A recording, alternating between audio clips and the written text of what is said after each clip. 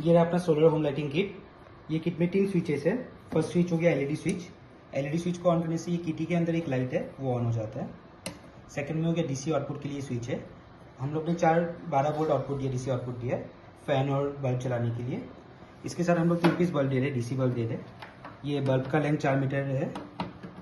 इसको ऑन करने से ये बल्ब ऑन हो जाता है। सब बल्ब के साथ इंडिविजुअल स्विचेस है लाइट ऑन ऑफ करने के लिए। फिर 2 यूएसबी आउटपुट है मोबाइल चार्ज करने के लिए।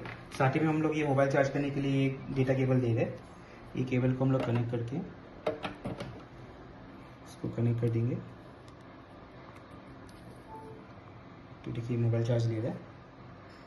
फिर हम लोग एक मेल फीमेल एक्सटेंशन केबल भी दे रहे हैं अगर हमें मोबाइल चार्ज दूर से करना है तो। फिर साथ ही में इसमें एक एसी आउटपुट भी है। एसी आउटपुट में 2 सॉकेट है। इससे हम लोग चाहे तो फैन चला सकते हैं, राउटर कनेक्ट कर सकते हैं, लैपटॉप चार्ज कर सकते हैं। तो अभी हम लोग राउटर कनेक्ट कर रहे हैं। ये देखिए हम लोग ने राउटर कनेक्ट कर दिया। राउटर कनेक्ट कर दी। ठीक है, इसमें रेड लाइट जल रहा है, ये राउटर ऑन हो गया। फिर चाहे तो हम लोग ये एसी फैन भी लगा सकते हैं। ये एसी फैन लगा दिया।